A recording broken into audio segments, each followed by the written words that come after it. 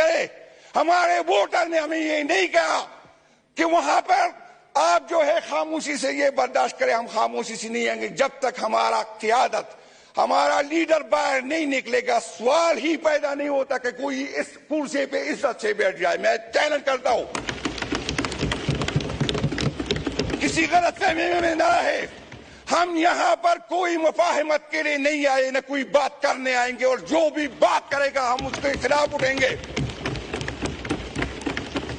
किस आइन की बात करते हो, किस जमहूरियत की बात करते हो, किस पार्लियामेंट की बात करते हो जिसमें आधे से ज्यादा पंप एंड दर्स में हारे हुए लोग आए हुए।